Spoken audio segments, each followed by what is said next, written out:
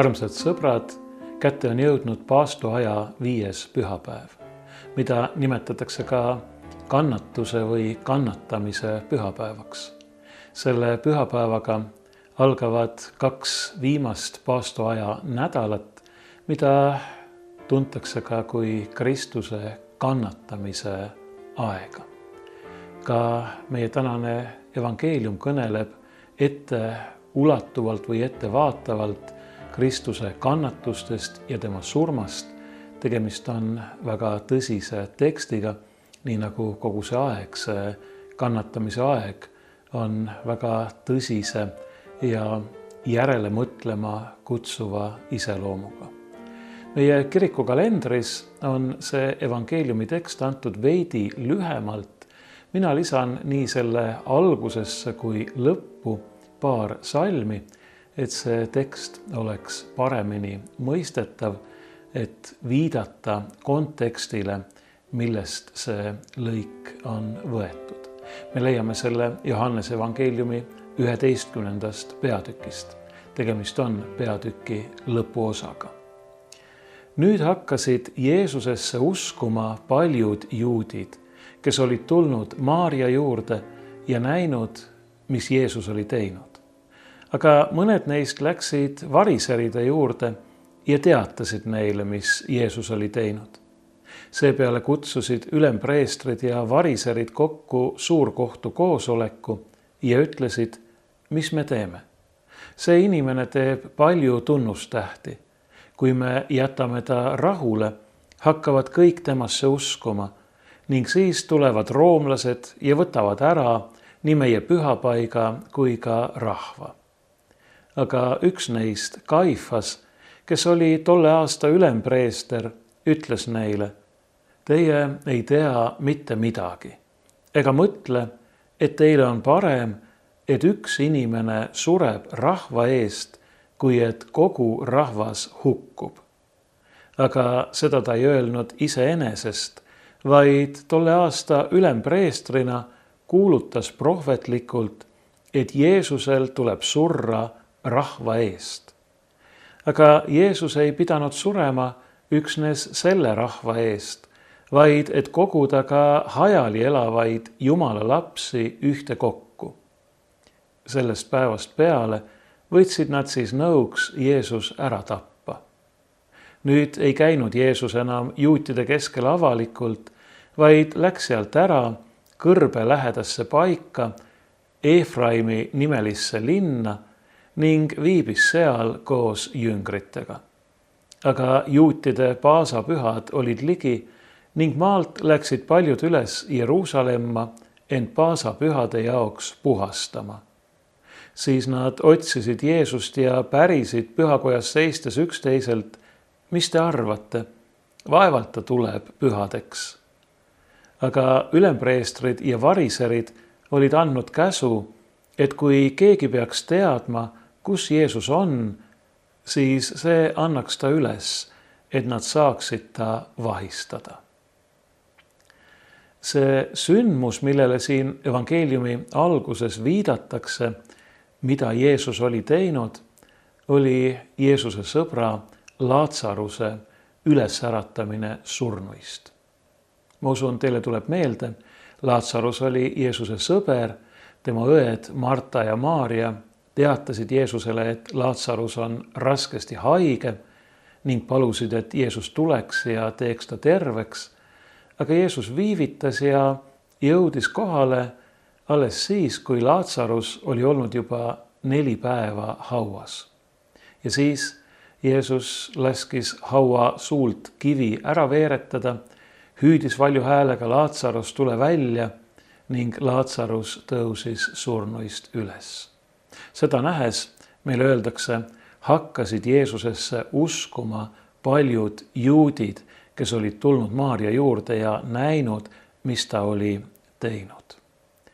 Aga selles konkreetses pühakirja lõigus, mis on antud meie tänaseks evangeeliumiks, ei räägita enam mitte Laatsaruse ülesäratamisest, vaid millestki hoopis enamast, millestki veelgi tähtsamast.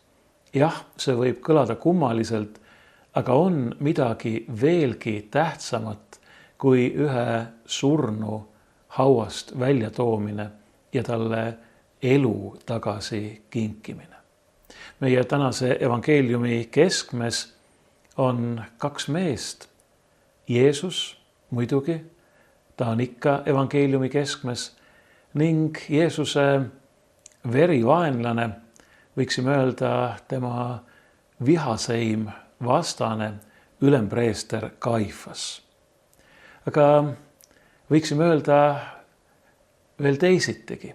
Võiksime öelda, et selle evangeeliumi keskmes on kaks ülempreestrit. Ühelt poolt too ajalik ülempreester Kaifas ja teiselt poolt igavene ülempreester, meie issand ja õnnistegija Jeesus Kristus. Igavene preester Melkisedeki korra järele, nii nagu öeldakse kirjas heebrealastele. Ja selle heebrea kirja juurde ma tulen põgusalt mõne aja pärast veel tagasi. Siin selles lõigus on huvitav, et kui evangelist Johannes kõneleb ülempreester Kaifasest, siis ta rõhutab 2 korda, et Kaifas oli tolle aasta ülempreester. Just nagu oleks Kaifas olnud ülempreester just ja ainult sellel aastal, mil kõik see aset leidis. Aga tegelikult oli Kaifas olnud selleks ajaks ülempreester juba vähemalt 10 aastat. Ja umbes sama palju aastaid oli ta ülempreester veel pärast Jeesuse hukkamist.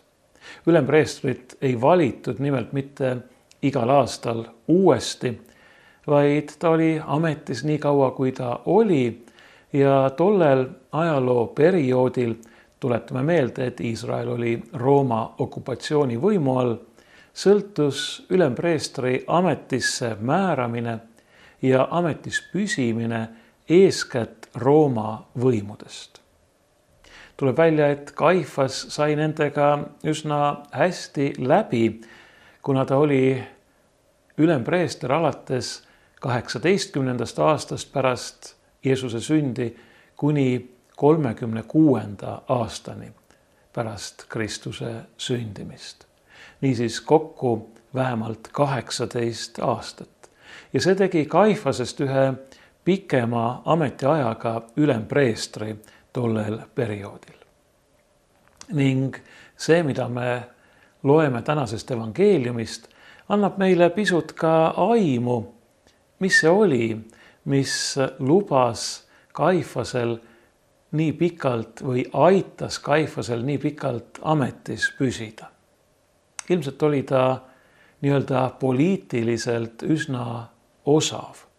Ta oli kaine ja külm kalkuleerija.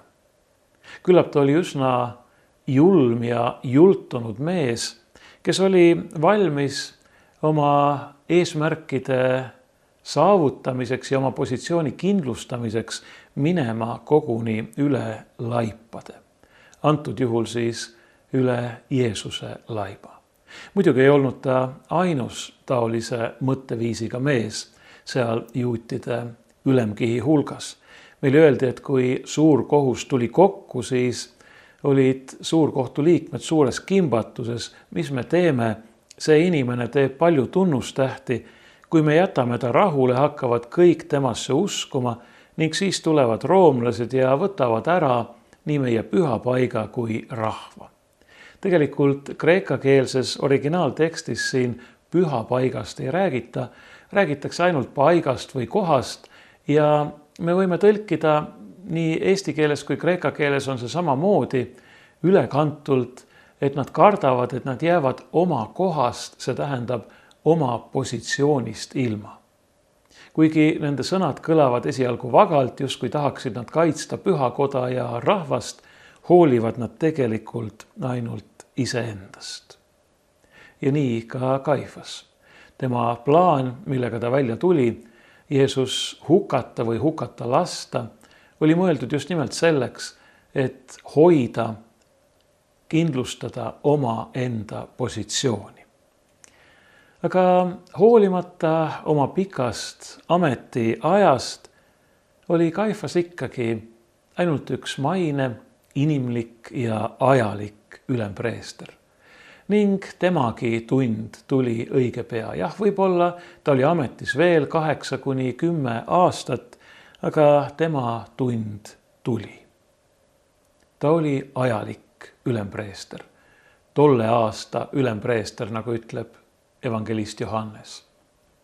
See on muide oluline meeldetuletus meile kõigile, iseäranis nendele, kellel on mingi võim, mingi positsioon.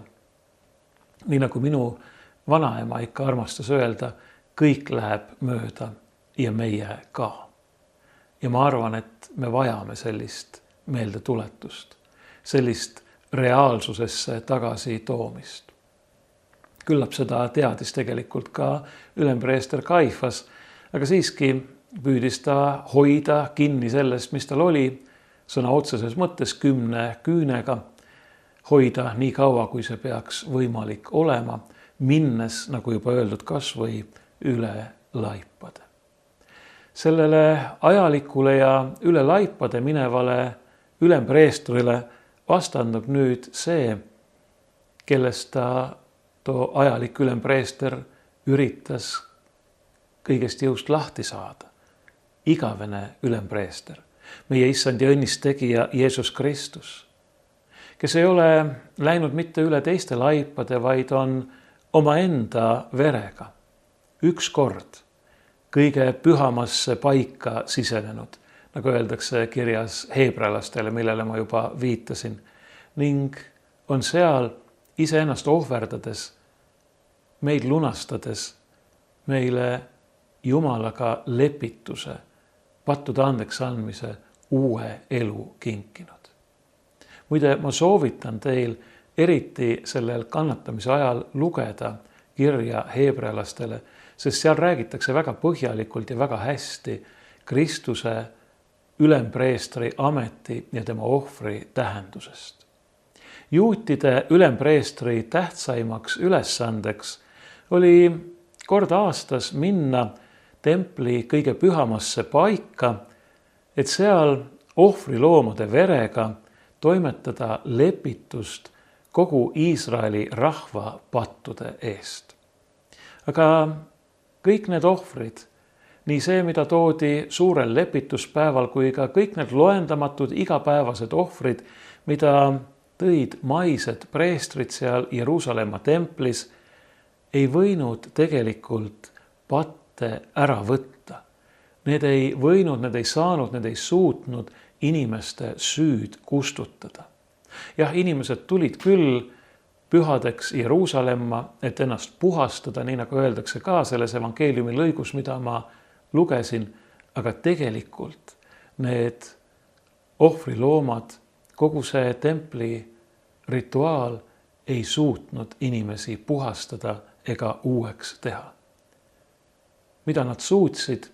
Nad suutsid, nagu taas kirjas heebrealastele öeldakse, inimestele nende pattu, nende patusust meelde tuletada ja äratada neis seda kisendavat, karjuvat igatsust tõelise andeks andmise ja tõelise lepituse järele, mida saab kinkida ainult Jumal ise ja mille Jumal on meile kinkinud selles ainsas tõelises ülempreestris, kes on ükskord omaenda verega läinud sinna kõige pühamasse paika ning meile igavese lunastuse saavutanud. Ainult tema võib meid patust, surmast, ülekohtust ja hukatusest päästa. Ning ta on seda teinud. Ta on seda teinud oma kannatustega, oma ristisurmaga, oma ülestõusmisega. Tänases evangeeliumis on ehk kõige huvitavam ja hämmastavam see, kuidas ülempreester Kaifas osutub enese teadmata ja tahtmata ootamatult prohvetiks, kuulutades ette midagi sellist, millest tal endal õrna aimugi ei olnud ja mida ta omal kombel ju isegi kogu oma tegutsemisega takistada üritas. Ülempreester Kaifas ütles, et on parem, et üks inimene sureb rahva eest, kui et kogu rahvas hukkub. Jah, Kaifase jaoks oligi tegemist kaine ja külma kalkulatsiooniga, aga evangelist Johannes kinnitab, et nii see ongi. Johannes ütleb, aga seda ta ei öelnud iseenesest, vaid tolle aasta ülempreestrina kuulutas prohvetlikult, et Jeesusel tuleb surra rahva eest. Aga Jeesus ei pidanud surema üksnes selle rahva eest, vaid et koguda ka hajali elavaid Jumala lapsi ühtekokku. Jeesus on surnud kõikide inimeste eest. Jeesus on surnud kogu maailma eest, terve inimkonna eest ja see tähendab ka meie eest, meie igaühe eest, ka minu eest ja sinu eest. Ka meie patud, meie igaühe patud on tema surma läbi kustutatud. Ka meie oleme tema veres kõigest patusüüst puhtaks pestud. Ka meie oleme tema läbi, tema ohvri läbi, tema enese andmise läbi Jumalaga lepitatud. Ta tühjendas oma hinge kuni surmani, ta andis ennast kuni lõpuni selleks, et meiegi viletsad, vaesed, patused inimesed võiksime kuuluda Jumala laste hulka. Et meiegi oleksime need, kellele Jumal kingib lapse seisuse ja õiguse ning igavese elu taevases kirkuses. Tema on andnud ennast kõigest loobudes selleks, et meie võiksime kogu sellest imelisest jumalikust rikkusest osa saada. Ja seda igavesti ja tõelises täiuses. Need, kes Jeesust vihkasid, said iseenda teadmata ning vastupidiselt omaenda tahtele ja kavatsusele lunastuse tööriistadeks. See ei õigusta nende kurjust ega ülekohut, seda ülekohut, mida nad tegid eeskätt Jeesusele.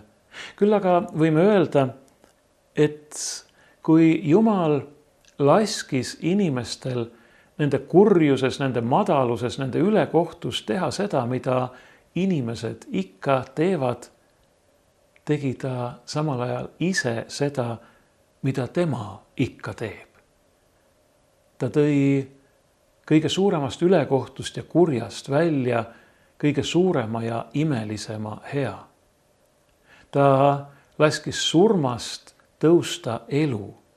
Ta tõi ülekohtust esile õiguse ja õigeks mõistmise isegi neile, kes on selle ülekohtu põhjustanud. Muidugi siis, kui nad peaksid oma pattu, oma ülekohut kahetsema ning Jumala juures armu, halastust ja andestust otsima.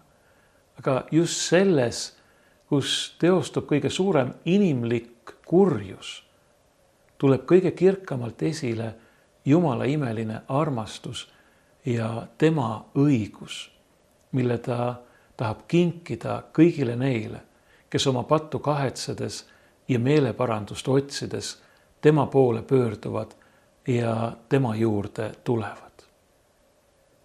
Igal juhul on selge, et olgu inimeste kurjad kavatsused millised tahes, kõik, viimselt on kõik Jumala käes. Sellesama Jumala käes, kes on maailma nõnda armastanud, et on andnud oma ainusündinud poja, et ükski, kes temasse usub, ei hukkuks, vaid et tal oleks igavene elu. Vaadake, selle Jumala käes on kõik. Oleme ka meie, on ka meie elu ja meie igavene saatus. Kui hea on seda teada, et viimselt ei sõltu me isegi mitte oma enda patust ega ülekohtust, vaid üksnes Jumala armust. Kui me seda otsime, selle juurde põgeneme ja selle vastu võtame või laseme Jumalal ennast selles armus ja halastuses vastu võtta.